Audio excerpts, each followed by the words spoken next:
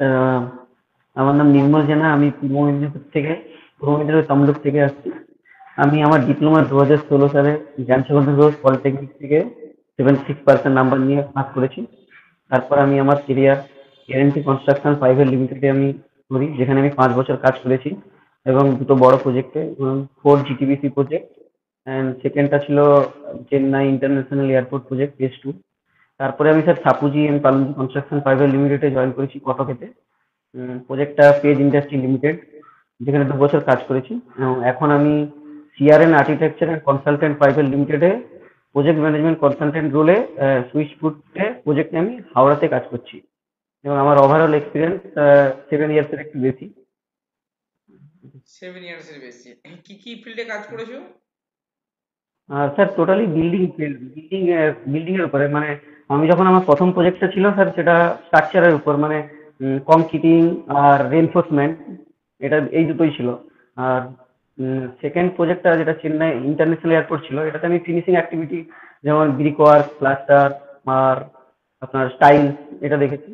আর সাপুজিতে আমি স্যার স্ট্রাকচারটাও দেখেছি আর ফিনিশিং এর কিছুটা কাজটা দেখেছি।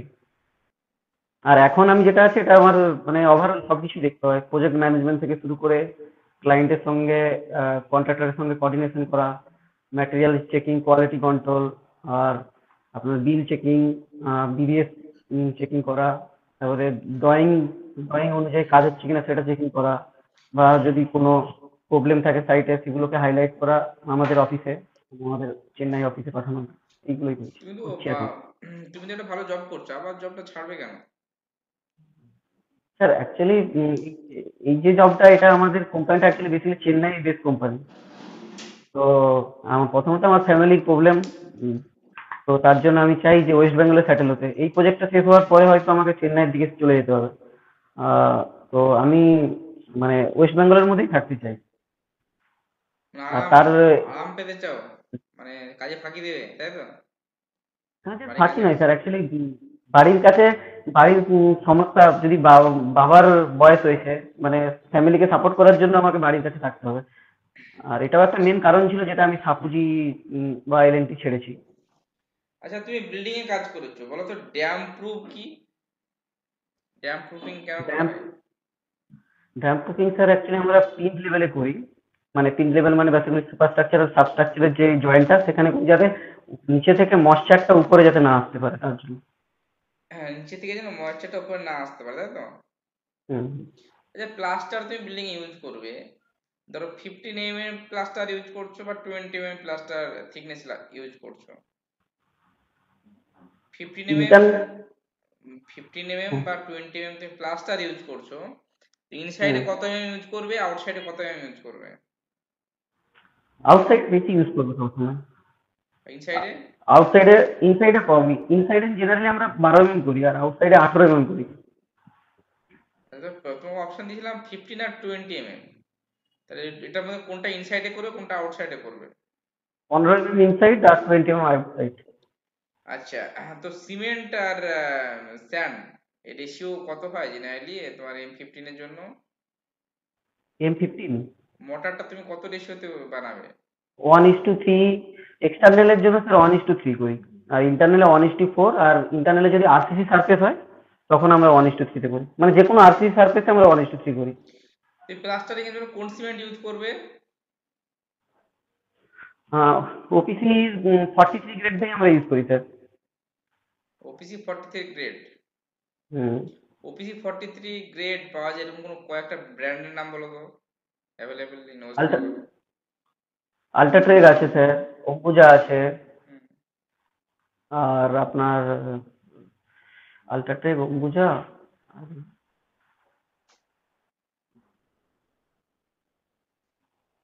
আর স্যার একটা নাম আছে, আমার ঠিক এই মুহূর্তে খেয়াল আসছে না। আলট্রাট্রেক, অম্বুজাটাই আমরা করি। আর একটা মানে খেয়াল আসছে না। এক্সপেনশন জয়েন্ট কি বলো? এক্সপেনশন জয়েন্ট স্যার, এটা আমরা থার্মাল, মানে থার্মাল মানে টেম্পারেচারের যদি বেড়ে যায়, বা টেম্পারেচার বাড়ার জন্য হুম।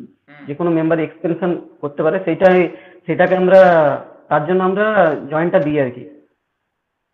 কনস্ট্রাকশন সাইডে তুমি যে কাজ করেছো, কি কি ব্রিক ইউজ করেছো, কি কি টাইপের ব্রিক হয় আগে বলো। ব্রিক স্যার দুটো টাইপের হয়, ট্র্যাডিশনাল আর মডিউলার ব্রিক হয়। হুম। ঠিক আছে, আমরা সাইডে তো ট্র্যাডিশনাল ব্রিকটাই ইউজ করি। সাইজ কত ছিল? আমাদের যেটা সাইডে ইউজ হচ্ছে স্যার 230 × 110 × 75 mm। আচ্ছা, এই সাইজে কাজ করেছো তাই তো? হুম। হ্যাঁ, তুমি 1 MQ ব্রিক ওয়ার্ক করবে, হুম। তুমি আউটসাইড ওয়াল যদি হয় তো সেক্ষেত্রে কটা ব্রিক লেগেছিল? স্যার 380 থেকে 400-র মধ্যেই লাগে মোটামুটি। 1 MQ কাজ করলে হুম। 380 থেকে 400টা তাই তো? হুম। আচ্ছা, তো তুমি যে ব্রিক ইউজ করেছো তার অ্যাডভান্টেজ কি? আমি যে ব্রিক ইউজ করেছি, আমি ফ্লাইয়াস ব্রিক ইউজ করেছি। তার অ্যাডভান্টেজ কি? ফ্লাইয়াস ব্রিকের ফ্লাইয়াস ব্রিক স্যার অ্যাকচুয়াল এটা তো ওয়েস্টেজ প্রোডাক্ট হয়, যেটা ইকোনমিক মানে এনভায়রনমেন্টালের দিক থেকে দেখতে গেলে আপনি এটা বেনিফিট। প্লাস আর এটা হিট কন্ডাক্টিভিটি অনেকটাই লেস হয়। হুম। আহ, তো টেম্পারেচার আপনার রুমের যদি আমাদের এয়ার কন্ডিশন থাকে বা, তো রুম টেম্পারেচারটা একটু অনেকটাই কম হবে। আর ফ্লাইয়াস ব্রিকের স্যার ওয়েটটা অনেকটাই কম হয়। হুম। 3 কেজির মতো, 2.8 থেকে 3 কেজির মতো মোটামুটি আছে। হুম। তো এটাও একটা সুবিধা।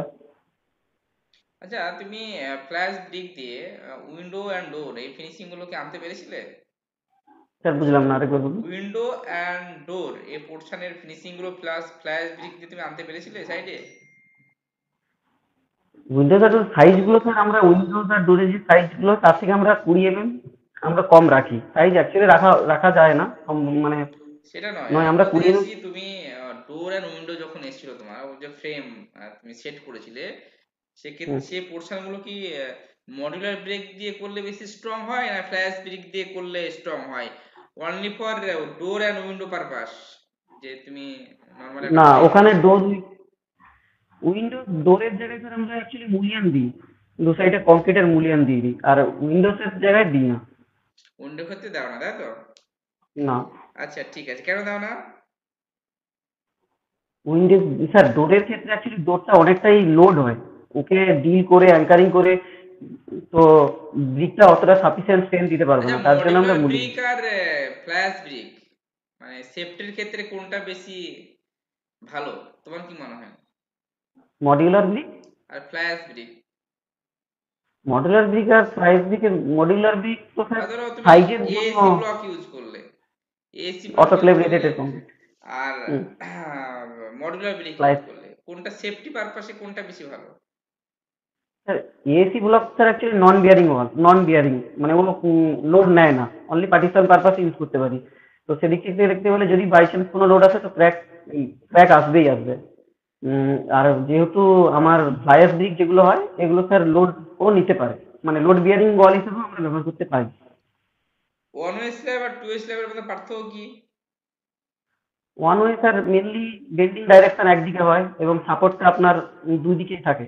আর টু ওয়ে স্ল্যাবে স্যার সাপোর্ট চারদিকে থাকে এবং বেন্ডিং ডাইরেকশন চারদিকে হয়, এবং এর লঙ্গার স্প্যান বা শর্টার স্প্যানের যে রেশিওটা সেটা দুই বা দুইয়ের থেকে কম হবে। আর ওয়ান ওয়েতে এটা দুইয়ের থেকে বেশি হবে। আচ্ছা, তুমি আমাকে বলো যে স্ট্রিট আপ কেন ইউজ করা হয়, কলম অ্যান্ড বিমে তুমি স্ট্রিট আপ ইউজ করবে কেন? কলমে আমরা ল্যাটারাল টাই ইউজ করি, হুম। আর বিমে তো আমরা স্টিরাপ ইউজ করি, রেজিস্ট দা ডায়াগোনাল টেনশন, হুম। ডায়াগোনাল টেনশনটাকে রেজিস্ট করার জন্য আমরা স্টিরাপ ইউজ করি। আচ্ছা, স্ক্যাফোল্ডিং কি পারপাসে কাজ হয়? স্ক্যাফোল্ডিং স্যার আমরা যখন কোনো হাইটে কাজ করছি, মানে টেম্পোরারি অ্যাকচুয়ালি প্ল্যাটফর্ম, যদি 1.8 মিটারের উপরে কাজ করি তখন আমাদের স্ক্যাফোল্ডিং লাগে জেনারেলি। হাইট ওয়ার্ক মানে কোনো বিল্ডিং যেমন প্লাস্টার করছি বা ব্রিক ওয়ার্ক বা পেন্টিং, এসব করার জন্য আমরা স্ক্যাফোল্ডিংটা ইউজ করি স্যার। আচ্ছা, তুমি অ্যাজ পার আইএস 456 স্ট্যান্ডার্ড যেগুলো টাইপের তো কভার ইউজ হয়, কিসের জন্য কত কভার ইউজ হয় বলো তো, অ্যাজ পার আইএস 456? স্ল্যাবের জন্য স্যার 20 mm বা ম্যাক্সিমাম সাইজ অফ ডায়া যেটা হবে সেটাই। হুম। কলামের জন্য স্যার 40 mm, বিমের জন্য 25 mm, ফুটিং এর জন্য 50 mm। হুম। আর আর কি আছে? ফুটিং এর ক্ষেত্রে কত হয়? 50 আর স্ল্যাবের জন্য কত বললে? 20 বা যেটা ডায়া হবে সেটা, যদি বেশি মানে 20 বা স্ল্যাবে যদি আমি 20 থেকে বেশি ডায়া ইউজ করি, যেটা করি না, যদি করি সেটা তুমি তো রিটেনিং ওয়াল করবে, সেক্ষেত্রে কত কভার ইউজ করবে? 25 সাইটে। রিটেনিং ওয়ালে 25 করবে? সাইটে স্যার। সাইড হ্যাঁ স্যার, 25? 25ই করি। হুম। হুম, 25 থেকে 20। রেইনফোর্সমেন্ট বারের মেন ফাংশনটা কি? কনক্রিটের সঙ্গে তুমি রেইনফোর্সমেন্ট ইউজ করবে, তার মেন ফাংশন কি? স্যার এনফোর্সমেন্টের মেন ফাংশন, আমরা জানি যে কংক্রিটটা স্যার উইক ইন টেনশনে হয়, টেনশনে উইক হয়। তো আমরা কংক্রিট মানে মেম্বারটাকে, যাতে টেনশন ফোর্স যদি আসে সেটাকে রেজিস্ট করার জন্য আমরা মানে রেনফোর্সমেন্টটা দিয়ে থাকি। রেইনফোর্সমেন্ট তোমার different type of reinforcement use in RCC structure. যখন তুমি একটা রেইনফোর্সমেন্ট ধরো স্ল্যাবে বাইন্ডিং করেছে, তো কি কি টাইপের রেইনফোর্সমেন্ট হতে পারে? একটা মেন রেনফোর্সমেন্ট হতে পারে, একটা ওকে, বাইন্ডার। একটা মেন হলো, একটা বাইন্ডার হলো, আর যদি স্টিরাপ ইউজ করি, স্টিরাপ। স্টিরাপ ইউজ করলে স্টিরাপ, যেটা তোমার শিয়ার রেইনফোর্সমেন্ট, তাই তো? Shear reinforcement. আর প্রেসার বার ইউজ করতে পারি টরশন বিমের রেইনফোর্সমেন্ট ক্ষেত্রে। আসবে কি? টর্সার রেনফোর্সমেন্ট স্ল্যাবে আছে স্যার, ইন্টারনাল স্ল্যাবে আমরা দিতে পারি, 2 স্ল্যাবে। হ্যাঁ, তুমি অ্যাডমিকচারের মেন রোল কি আরসিসি তে? অ্যাডমিকচার কেন ইউজ করা হয়? অ্যাডমিক্সারের স্যার অনেক পারপাস আছে, যেমন আমরা ওয়াটার কন্টেন্টটাকে রিডিউস করার জন্য দিতে পারি, সেটিং টাইমটাকে ডিলে করার জন্য দিতে পারি। হুম। আচ্ছা, আর উম, আর সেটিং টাইমটাকে তাড়াতাড়ি করার জন্যও দিতে পারি। তারপরে এয়ার এন্টারিং একটা অ্যাডমিক্সার আছে, সেটা করতে পারি। আচ্ছা, ওয়ার্কবিলিটি মেজার করবে কি কি মেথড ইউজ করবে কংক্রিটের? স্যার আমরা এই সাইটে, আমাদের সাইটে যেগুলো স্লাম করি, হুম। বাট জিবি টেস্ট আছে, তারপরে কম্পেক্টিং ফ্যাক্টর টেস্ট আছে, ক্যালিবল টেস্ট আছে। সাইটে আমরা স্লাম কোনটা ইউজ করি। আচ্ছা, তুমি ওয়াটার সিমেন্ট রেশিও ফিক্সড রেখে আহ, হুম। তোমার ওয়ার্কবিলিটি তুমি ইনক্রিজ করবে, কি কি উপায় করা যেতে পারে? অ্যাডমিক্সার ইউজ করতে পারি। হুম। এগ্রিগেটের শেপ আমি রাউন্ড শেপ ইউজ করতে পারি। এগ্রিগেটের সাইজ বাড়াতে পারি। হুম। এগ্রিগেটের সাইজ বাড়িয়ে তুমি অ্যাঙ্গুলার এগ্রিগেটের চাইতে রাউন্ডেড এগ্রিগেট ইউজ করো, সেক্ষেত্রে ওয়ার্কবিলিটি বাড়বে না কমবে? বাড়বে। হুম। বাড়বে। তো স্লাম টেস্টের সময় তোমাকে দেখাচ্ছে যে টু ড্রাই আর টু ওয়েট কন্ডিশনে তুমি কি আহ, মানে ইউজ করে বলো? টু ড্রাই টু ওয়েট মানে? তুমি স্ল্যাম টেস্ট মিক্সিং এ তুমি দেখছো টু ড্রাই আর টু ওয়েট এই কন্ডিশন হয়ে গেছে, হুম ঠিক আছে? হুম হুম। তখন তুমি হ্যাঁ, কি চেঞ্জ করবে? ধরো টু ড্রাই হয়ে গেলে কি চেঞ্জ করবে? ওয়াটার সিমেন্ট রেশিও চেঞ্জ করবে ওখানে, তাই তো? টু ড্রাই হলে ওয়াটার সিমেন্ট থাকে, হ্যাঁ। ওয়াটার তো বাড়াতে পারবো না। হুম। আমরা অ্যাডমিক্সার ইউজ করতে পারি। অ্যাডমিক্সার ইউজ করো টু ওয়েট কন্ডিশন হয়ে গেলে। টু ওয়েট কন্ডিশন হয়ে গেলে স্যার ওটাকে একটু করার জন্য মানে, আমরা জানি যে 1 ঘন্টা ছাড়া ছাড়া 25 স্লাম লস হয়ে যায়। যদি আমি, যদি আমার রিটেনশন টাইম যেটা থাকে ডিজাইন মিক্সে, যেটা আমাদের সাইটে 180 মিনিটের জন্য করা হয়ে থাকে, তো যদি আমি 1 ঘন্টা উম, দাঁড় করিয়ে রাখি মানে মানে ইউজ না করি, তাহলে 60 মিনিটে 25 স্লাম কমে যাবে অটোমেটিক্যালি। তুমি ওয়াটার লেভেলিং একটা এরিয়া আছে, বা তোমার ধরো হুম হেভি ডিউরিং হেভি রেন, হ্যাঁ, হুম। তুমি ওখানে একটা কনস্ট্রাকশন সাইট কিভাবে ম্যানেজ করবে? ওয়াটার লগিং এরিয়া, ডিওয়াটারিং, আমাদের ওয়াটার লগিং সাইড হলে স্যার ডিওয়াটারিং করতে হবে প্রথম। ডিওয়াটারিং করে ওয়াটার লগিংটা করা যেতে পারে, বা যেখান থেকে ওয়াটার লগিংটা হচ্ছে মেন রিজনটা, যদি ক্যানেল থাকে মেনলি ক্যানেল থেকেও হতে পারে, বা সারাউন্ডিং এরিয়া যদি, সেখানে আমরা প্রোটেকশন মানে বাঁধ টান দিয়ে ওটা বন্ধ করব, যদি সাইটের ক্ষেত্রে বলছি, সাইটে হয়। সাইডে কিন্তু বিল্ডিং করছো, বিল্ডিং করতে করতে তুমি ধরো মনসুন পিরিয়ডে তুমি কিভাবে সাইডে কাজ হুম, করবে? পাম্প রেডি করে রাখতে হবে স্যার, ডিওয়াটারিং পাম্প।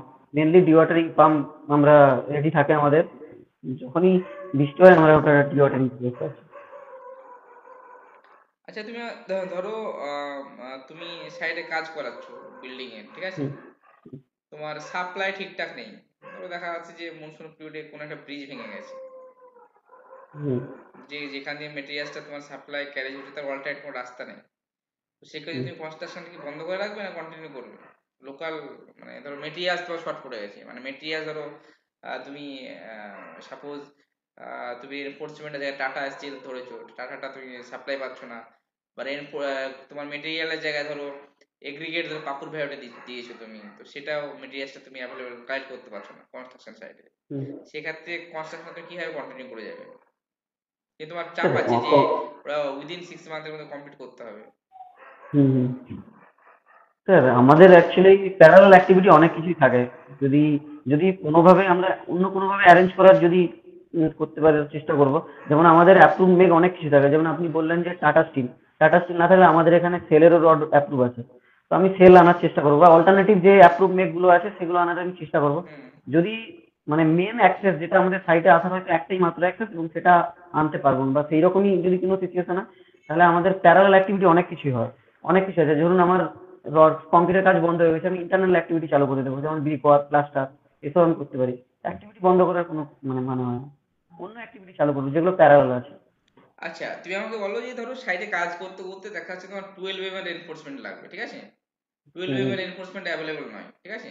তোমার প্রচুর 10 এর এনফোর্সমেন্ট সাইটে আছে, তুমি কি কাজটা কন্টিনিউ করে যেতে পারবে না কাজটা স্টপ করবে? হ্যাঁ, কন্টিনিউ করে যাবো, কারণ আমার এএসটি বাড়িয়ে দেবো। ধরুন আমার 12 এর জন্য যদি 3টা রড লাগে, আমি ওটা এরিয়া স্টিল ক্যালকুলেশন করবো, ওরা 10 হয়তো 4টে লাগবে, এটা করে আমি করতে পারি। ধরো কলমের ক্ষেত্রে কি তুমি ইউজ করতে পারবে 10 mm? না, না, কলমের ক্ষেত্রে তো স্যার মিনিমাম 12 mm ইউজ করতে হয় কলমের ক্ষেত্রে। ওর নিচে আমি করতে পারবো না। যদি 12 mm যদি না থাকে তাহলে আমি সেটা হায়ার ডায়ে যাবো। হায়ার ডায়াতে যাবে, তাই তো? হুম, হুম। আচ্ছা, তুমি সার্ভে পড়েছো? হ্যাঁ, পড়েছি।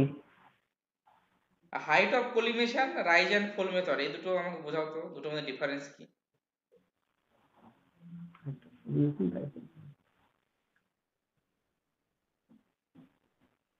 রাইফেল ইনফরমেশনটা মোর সিকিউর হয় স্যার। আর আর হাইট মেথডটা মানে অ্যাকুরেসি লেভেলটা একটু কম হয়। আর এটা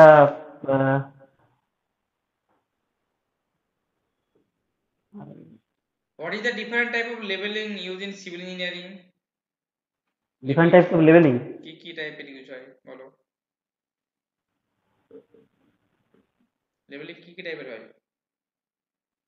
লেভেলিং কি টাইপের হয় মানে টাইপস অফ লেভেলিং চুজ করতে হবে। হুম, বলো different type of leveling.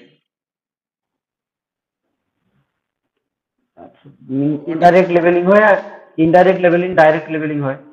What is indirect levelling মানে বেঞ্চমার্ক ইন লেভেলিং? বেঞ্চমার্ক হচ্ছে পার্মানেন্ট রেফারেন্স পয়েন্ট হুম। With any reference data. Levelling instrument গুলো কি কি? অটো লেভেল আছে, আচ্ছা, আর? Spirit level. হুম। আর স্যার টোটাল টেকশনের সাহায্যে আমরা লেভেলিং করতে পারি, তুমি মানে লেভেলিং লেভেলটাকে ট্রান্সফার করতে পারি। লেভেলিং এ আরএল টা কিভাবে ক্যালকুলেট করবে? রিডিউস লেভেলটা রিডিউস স্যার, লেভেলটা তুমি কিভাবে ক্যালকুলেট করবে for rise in level and for a fall in level, এই দুটো কন্ডিশনে? তো প্রথমে আমি মানে মেশিন অটো লেভেল যেটা আছে এটা ফিক্স করব, হুম। করে যে রেফারেন্স পয়েন্টটা আছে হুম। সেই পয়েন্টে আমি স্টাফটা রাখবো। হুম। মানে বেঞ্চ মার্ক যেটা আছে সেখানে আমি যে হাইট অফ ইনস্ট্রুমেন্টটা মানে অ্যাড করবো, ওইটা মানে যেটা রিডিং দেবে সেইটা প্লাস যে বেঞ্চ মার্ক আছে সেটা আমি অ্যাড করে যেটা আমি পাবো সেটা হচ্ছে হাইট অফ ইনস্ট্রুমেন্ট।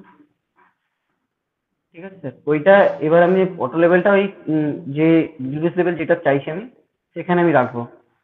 রেখে যে অটো যে লেভেলটা আমি মানে চাইছি সেটা আমি নোট করব ওখানে স্টাফটা রেখে। তো এই দুটোর ডিফারেন্সটাই ওটা রিডিউস লেভেল ওর দিয়ে দেবে। তাহলে কি দাঁড়ালো, ফর্মুলাটা কি দাঁড়ালো? আরএল তুমি বের ফর্মুলা হচ্ছে করলে, হাইট। তাহলে তোমার প্রথমে কার আরএল বের করতে হবে? আরএল অফ বেঞ্চমার্ক ধরুন প্লাস। স্যার আমার হ্যাঁ, ধরুন স্যার আমার 50 মিটার রেফারেন্স পয়েন্ট আছে 50। হুম। ঠিক আছে, আমি ওখানে অটো লেভেল রাখলাম, মানে স্টাফটা রাখলাম, ওটা আমার ধরুন 1.1 দিল হুম। লেভেলটা। ঠিক আছে, তো এখন 51.1 হলো। এবার এটা আমি যখন মানে আমার যেখানে আপনি বলছেন যে লেভেলটা করতে সেখানে আমি স্টাফটা রাখবো, রেখে আমার লেভেলটা হয়তো এলো 52 মানে 2.3 হোয়াটএভার যেটা আসবে, আমি এই 51 থেকে 2.3টা মাইনাস করলে সেটা যদি ফল কন্ডিশন হয় তাহলে যে লেভেলটা আসবে সেটাই আচ্ছা তুমি মানে আমাকে বলো ওইটা যে ব্যাক সাইড আর ফোর সাইডের কনসেপ্টটা আমাকে বোঝাও। হোয়াট ইজ ব্যাক সাইড আর যেটা হোয়াট ইজ আমরা ফোর সাইড? যেটা আমরা ফার্স্ট ইনস্ট্রুমেন্ট সেট আপ করার পর যে ফার্স্ট রিডিংটা নেবো সেটা ব্যাক সাইড, হুম। আর লাস্ট যেটা হবে সেটা ফোর সাইড, মানে ইনস্ট্রুমেন্টটা ব্যাক সাইড খোলার আগে ফোর বা সাইড লাস্ট। কি তোমার আরএল বের করতে গেলে লাগে? আরএল বের করানোর জন্য স্যার আমি যদি ফার্স্ট যেই লেভেলটা আমি বেঞ্চমার্কে রাখলাম, যেটা ওই ফার্স্ট রিডিং নিয়ে ওঠা তাহলে ব্যাক সাইড আমি হিসাবে বলতে পারি। আর লাস্ট আমি যেটা আরএল যেটা রাখলাম ওটা যদি বলেন ওটা ফার্স্ট মানে ফোর্থ সাইড বলতে পারি। আবার লেভেলিং এর টার্নিং পয়েন্ট জিনিসটা কি বলতো? চেঞ্জ যখন পয়েন্ট, টার্নিং পয়েন্ট, ইনস্ট্রুমেন্টটা যখন চেঞ্জ করা হয় সেইটাকে টার্নিং পয়েন্ট বলে। সেটাকে টার্নিং পয়েন্ট বলছে তাই তো? হুম। তুমি আমাকে বোঝাও level line and horizontal line এই দুটোর মধ্যে পার্থক্য কি? লেভেল লাইন স্যার অ্যাকচুয়ালি যেটা আমাদের আর্থটা যেটা স্টেরয়েড মানে প্যারাবোলিক হয়, মানে আমাদের আর্থ সারফেসের প্যারালাল যেটা হয়। হুম। আর আমি যদি আর্থ সারফেসে যে ট্যানজেন্ট কাটি যে লাইনটা হয় সেটা হচ্ছে হরিজন্টাল লাইন। কোলিমেশন এরর লেভেলিং বলতে কি বোঝো?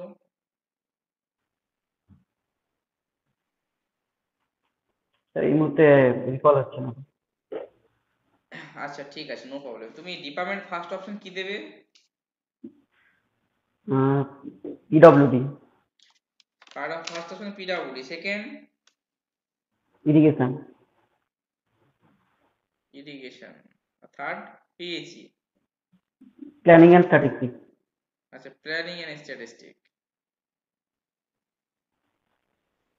ঠিক আছে, তুমি আমাকে বলো যে রাইসের ক্ষেত্রে ডেল্টা কত হয়? 120। 120 mm। হুম। 120 120 mm 120 centimetre, sorry sir. Centimetre. আর ডেল্টা ডিউটির মধ্যে রিলেশনটা কি? ডেল্টা সমান 8.64 into base period by duty.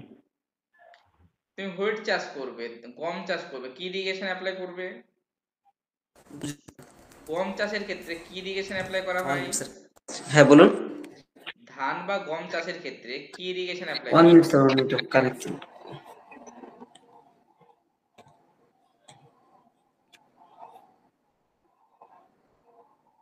হ্যাঁ স্যার বলুন। Hello.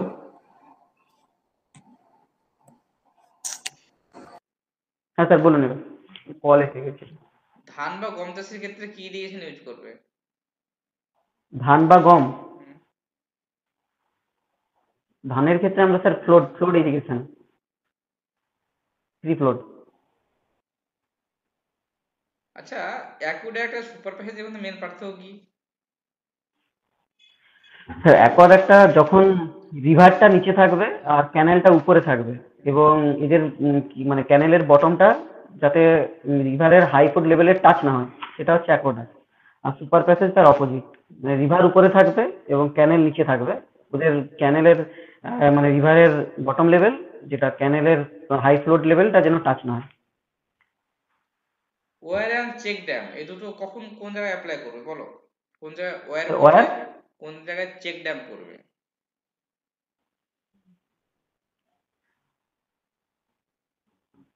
War and check Dam, check ডামটা sir আমার ঠিক চেক ডামটা থেকে কপার ডাম, না আমার জানি না, চেক ডামটা আমি মানে ফার্স্ট টাইম শুনছি। আর ওয়্যারটা স্যার তো আমি ইউজ করি ওয়াটারটাকে মানে ওয়াটারটাকে ওয়াটার লেভেলটাকে আমরা মানে উঠানোর জন্য, মানে রিজার্ভার ক্রিয়েট করার জন্য। Check dam, coffer dam?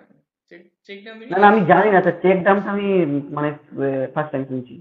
আহ, ঠিক মনে করতে পারছি না। ইরিগেশনের চেক ড্যাম আছে, আচ্ছা। তো মনে আসছে তাই তো। হুম, ইরিগেশন ডিপার্টমেন্টে ওই সময় মিনিস্টার কে আছে? পার্থ ভৌমিক। সে পার্থ ভৌমিক, মানে ও তো এমপি হয়ে গেছে, এখন কি এখনো আছে মিনিস্টার?